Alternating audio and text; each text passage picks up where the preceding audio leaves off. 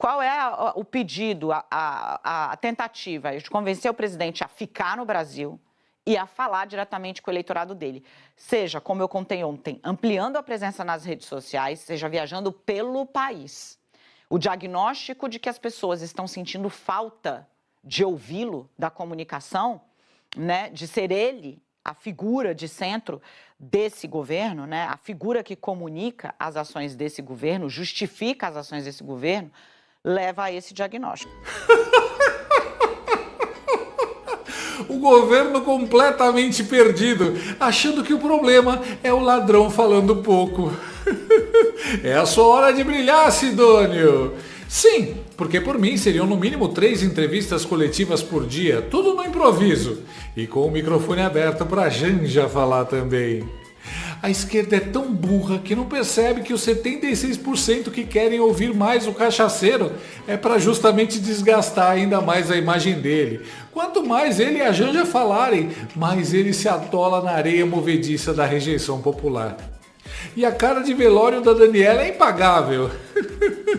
Como deve se sentir uma pessoa que passa pano para o governo o tempo todo e a desaprovação só aumenta?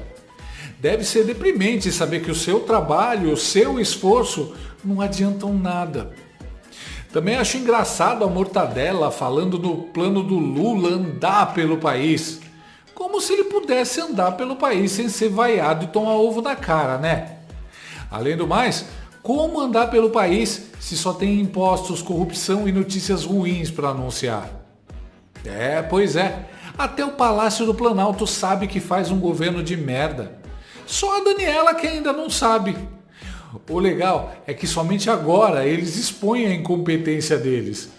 Mas saber que são estúpidos muda alguma coisa? Nada. Eles também sabiam do roubo aos aposentados e não fizeram nada. Sabiam que a Janja está desgastando o Lula e uma semana depois está lá, ela pedindo censura para o Xi Jinping e dando entrevista em podcast da Folha. O governo Lula é aquele português da piada que vê uma casca de banana na calçada a 3 metros de distância e diz: "Ai que droga, vou levar um tombo". Se a Paquita do consórcio corrobora os números das últimas pesquisas, é sinal que a tragédia anunciada tem potencial para ser bem maior. Quando uma empresa de comunicação se oferece para defender regimes autoritários, não está mais no campo da imprensa livre, está no campo da desinformação estratégica, um império midiático com fins políticos. E se a coisa tá feia para o Lula aqui, lá fora não tá melhor não. E em discurso nessa quinta-feira, em Paris, o gnomo de 9 dedos se meteu a falar asneira sobre a guerra da Ucrânia e tomou uma invertida humilhante, ao vivo, do amigo íntimo da Janja e presidente da França, Macron. Olha que vergonha alheia. Eu discuti muito com o Xi Jinping e nos colocamos à disposição.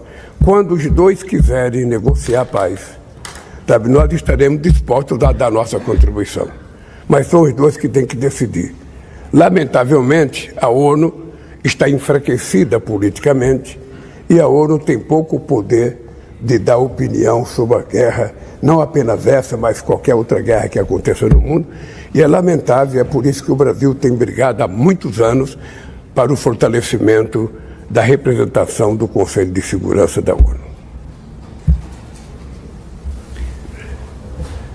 Écoutez, sur ce sujet, je pense que les idées simples sont les meilleurs guides. Il y a un agresseur, c'est la Russie, il y a un agressé qui est l'Ukraine. Nous voulons tous la paix, mais on ne peut pas traiter les deux belligérants de manière équidistante. La deuxième chose, ce sont des faits. La proposition faite par les États-Unis d'Amérique d'un cessez-le-feu a été acceptée par le président Zelensky dès mars à Jeddah. Elle est constamment refusée par le président Poutine. Il a déclenché la guerre et il ne veut pas le cessez-le-feu. Troisième chose, c'est que oui, le Brésil a un rôle très important à jouer. L'initiative prise avec la Chine est importante. Le président, là, à l'instant, vient de faire une défense du multilatéralisme. Défendre le multilatéralisme, c'est défendre la Charte des Nations Unies. Et le rôle du Brésil et de la Chine, c'est de défendre la résolution de ce conflit et la paix dans le plein respect de la Charte des Nations Unies. Cette charte prévoit le respect de l'intégrité territoriale des États. Elle a été violée par un seul pays, la Russie, pas par l'Ukraine. Et donc cherchons la paix, mais ne nous trompons pas de repère. Il n'y a qu'un pays qui a violé le droit international, il est malheureusement membre permanent du Conseil de sécurité, il y a un pays qui a lancé cette guerre, et il y a un pays qui refuse la paix. Alors même que nous avons réussi collectivement à convaincre, encore une fois, le président Zelensky, lui, de l'accepter. Donc je pense qu'il est important que nous unissions nos efforts. Nous allons en reparler avec le président Lula. J'ai eu, il y a 10 jours, longuement le président Xi Jinping pour l'inviter à réenclencher des efforts diplomatiques pour faire pression sur la Russie. Et le cœur maintenant des efforts que nous devons tous faire, Européens, Américains, Chinois, Brésiliens, Indiens, c'est de faire pression sur la Russie pour qu'elle arrête le conflit, pour qu'une paix robuste et durable puisse être négociée, qui permette d'apporter les garanties de sécurité et qu'il n'y ait pas de reprise de cette guerre. C'est tout. Bonjour, bom dia, Frédéric Saïs de Radio France. Monsieur le président Lula. Não basta jantar a Janja, o Macron entubou o Lula na frente de todo mundo. Chamou a mãe de croissant, o pai de baguete e comeu os dois. O 9 Dedos foi checado ao vivo, quem diria? Sem a Globo News eu não consigo. Anão diplomático sendo escovado em frente às câmeras.